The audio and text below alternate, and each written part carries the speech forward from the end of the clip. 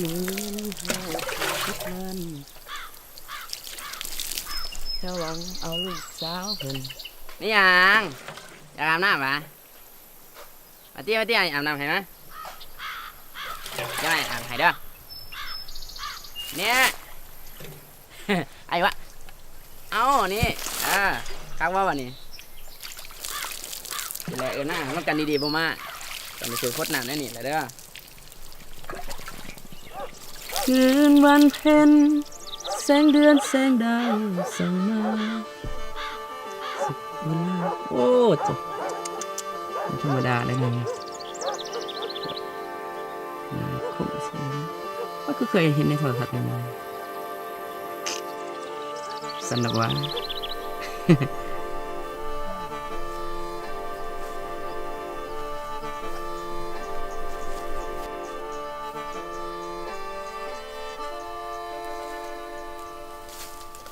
โอ้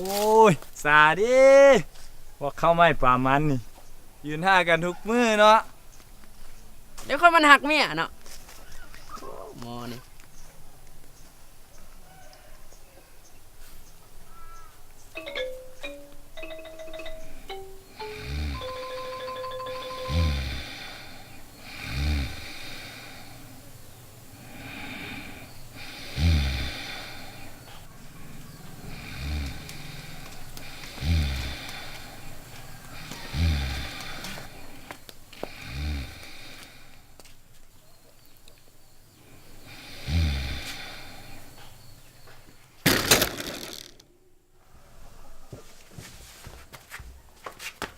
ว่าเหรอโอ้ยเมื่อยอยู่บ่นี่เมื่อยปะ เมื่อย เอาไปยังขึ้นมาสะเดี๋ยวมัน รถโศกตก ก็จะปวดขาเลยเมื่อไรไงขาให้นะน่ะไปกินน้ำไหมเมื่อยก็ไปกินน้ำเนาะ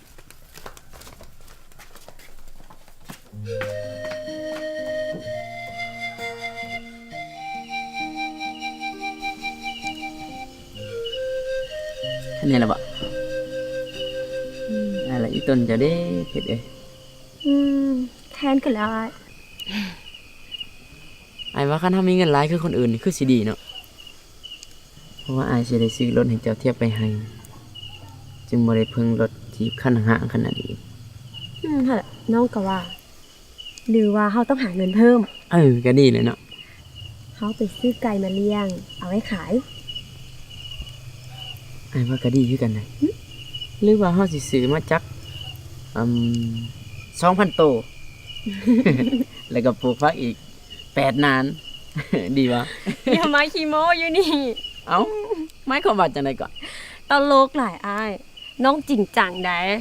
เขาทอนเงินตืมอีกจักหน่อยหนึ่งปลูกผักเลี้ยงไก่ไว้ขาย ดีบ่ จะดีเดี๋ยวอาสิพาจะปลูกผัก แต่ว่าตอนนี้หันถ้าชอบปวดขาแล้วไอ้ก็ขอรางวัลให้ดู รางวัลนี่ นะ หยุดเลยน้องบอกให้กระบุญแล้วมานั่งถามเนี้ยกันขาแท้ถามว่า โอ้ย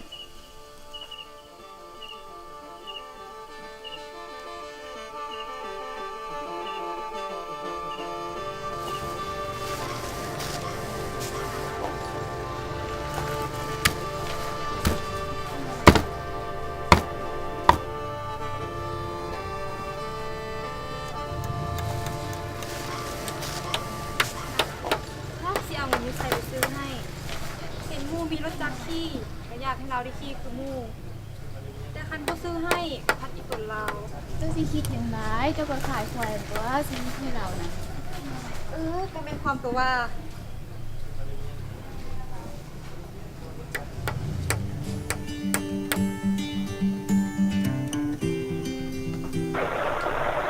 มีเงินไปใส่ก็ได้จะไกลหรือไกลก็บอกผิดหวัง อ้าวคือมาไว้แท้ละมื้อนี้ อยู่ให้หาได้หน่อยก็เลยขายหมดไวจึงกลับบ้านไว้ อ้ายรถไผอยู่กล้องตารางอะนะ ก็รถเฮานี่แหละ อ้ายเอาเงินอยู่ใส่ไปซื้อ ไอ้ก็เอาคำแก้วนี่ไปขาย แล้วก็ไปซื้อรถมานี่ดีตัวน้องจึงบ่ได้ลำบาก มาติฮอดตอนนางเอกสิหอมแก้มพระเอกแล้ว อ้ายคือบุคิดก่อน เอาควายเฮาไปขาย แล้ววันนี้ไผสิถ่ายนาให้เฮา ใกล้สิฮอดหน้าฝนละบ่คิดเลยบ่ได้ดังใจซับนอนนอกไปแล้วมึงเนี่ย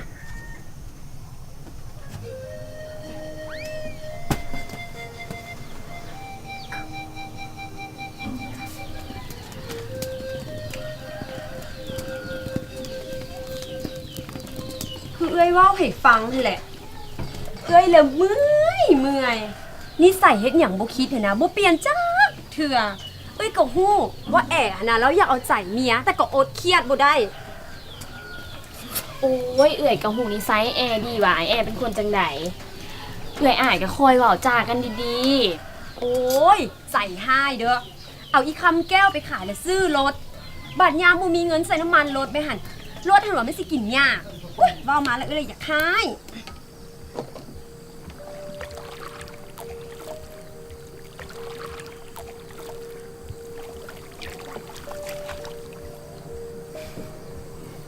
เฮาเราบ่เข้าใจเล่านะเสี่ยวเฮ็ดดีแล้วบ่ได้ดีเฮาละลิต้นเมียใจสิขาดนะมาเอาเพื่อนกันจนค่ำจนมื้อแต่ละมื้อนะ โอ้เสี่ยวเฮาก็เข้าใจตัวได้เสี่ยวแต่เมียตัวน่ะก็เว้าถูกก่อนที่ตัวจะเฮ็ดหยังนะเสี่ยวตัวก็ต้องมีการคิดให้ดีๆซะก่อนตัวลองคิดเบิ่งคักๆแม่ตอนที่มีอีคำแก้วนะตัวเฮ็ดนาก็พอกุ้มอยู่กุ้มกินและถ้าบ่มีมันตัวก็จะบ่มีควายช่วยไถนาในกรณีนี้นะเสี่ยวควายเป็นสิ่งที่จำเป็นรถจักรเป็นเพียงสิ่งที่ฟุ่มเฟือยมันบ่แม่นว่าตู่คิดว่าอันใดดีแล้วซื้อโลดได้ตัวต้องฮู้ว่าอันใดที่มีไว้เพื่อเลี้ยงชีพและอันใดที่เป็นเพียงเครื่องมือใช้เสริมซื่อๆได้เสี่ยว มันก็แม่นความโตได้เนาะแล้วเฮาเฮ็ดแนวใดดีวะนี่เว้ย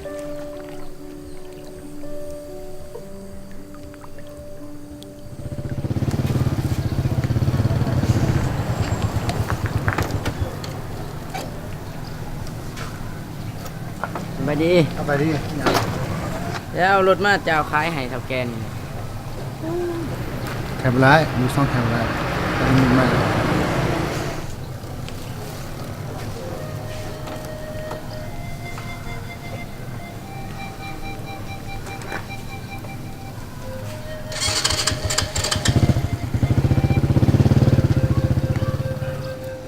เอาดีไปตู้เฮาว่าสิเอารถมาจะเอาขายให้เจ้านี่นะเอาซอยเฮาแหน่ ไปขายบนอื่นเด้อไปไม่ตู้บ่เอาไม่ตู้บ่มีเงิน เพราะว่าตอนนี้เฮาสิเอาเงินไปถ่ายเอาควายเฮาคืนนะเขาสิเอาควายเฮาไปขายแล้ว ไปขายบนอื่นโลดเด้อ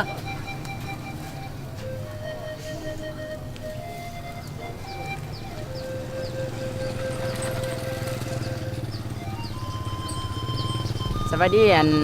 บ่อยากได้รถบ่เนาะ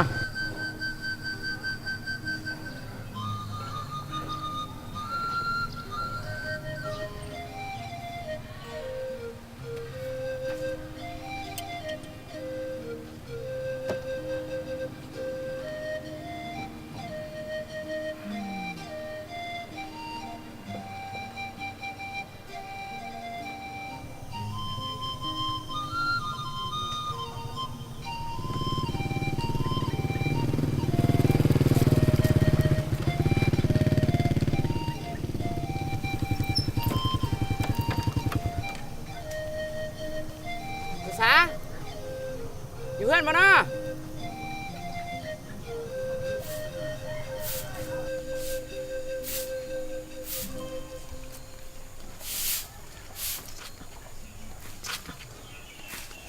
โอ้ยกินหอดเมียดิเบิ่งไอ้เซ่ไอ้เอาพี่มาหน่อยพี่เอานะเอานั่งโอ้ยไอ้มีเรื่องสิเว้าสิฟัง ตาบ่ได้บอดเห็นแล้วแหละอีคำแก้วมันอยู่คอกแล้วเฮ็ดจังได๋ไปได้มันคืนมา เอ้าไอ้ก็เอารถนี่ไปขายแต่บ่มีไผเชื่อหรอกว่าเป็นรถใหม่ก็ใครแต่แม่ตู้สาหันเราอยากได้รถให้ร้านเรา อ้ายก็เลยขายได้เงินมาบัดนี้อ้ายก็ไปไทยเอาคำแก้วหั่นเกือบเนาะมึงเนาะคำแก้วเกือบเขาเอาขึ้นรถแล้วเด้หั่นน่ะ มีหน้าไปให้มันที่หยัง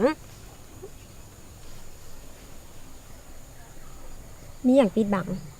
ว้าวมา ก็บ่มีหยังหลายดอก เพียงแต่ตอนแม่ตู่เราซื้อรถให้เราก็ต่อราคาลง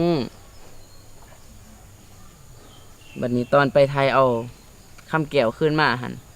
คนขายเขาเพิ่มราคาขึ้นอ้ายก็คิดบ่ออกจักสิเฮ็ดแนวใดอ้ายก็เลยต้องได้ไปยืมเงินบักซ้อนอีก500,000มา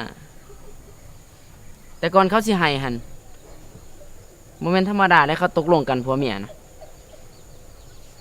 เสียดายเงินเด้เงินมันบ่แม่นจำนวนน้อยๆเด้อ้ายเฮาเป็นผัวเป็นเมียกันมีหยังก็ปรึกษากันก่อนคิดก่อนซื้อแม่ โดยอ้ายขอโทษแต่อ้ายก็ไปไทยเอาคำแก้วขึ้นมาให้เลยเดิแต่ตอนนี้ดีกันนะ บ่ นะ โอ้ยมันซูซีอยู่นี่ไปหนึ่งข้าวแตงอยู่ขอกินแล้วกัน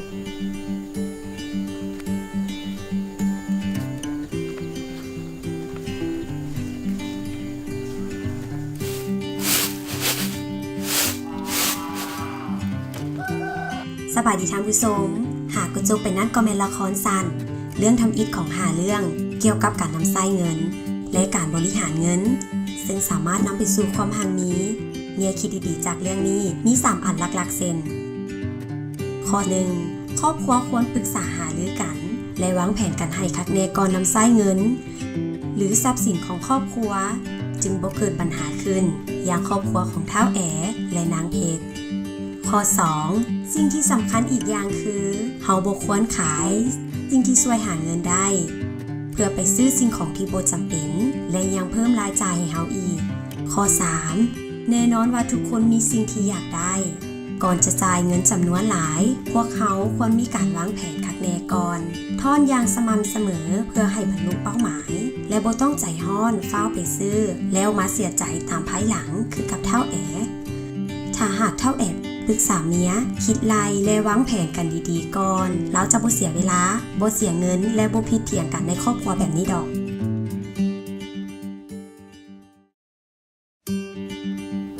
การศึกษาทางด้านการเงินมีความสำคัญและจำเป็นหลาย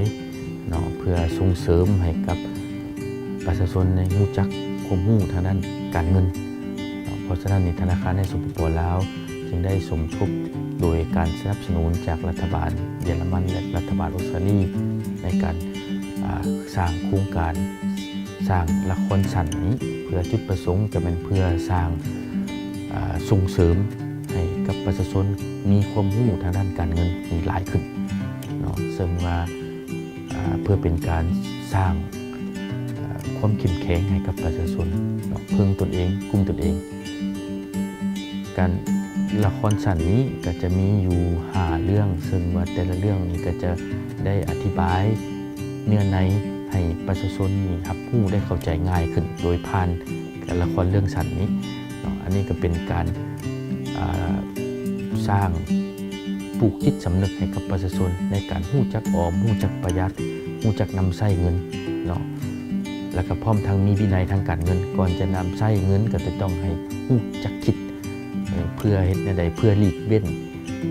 บ่ให้มีปัญหาเกิดขึ้น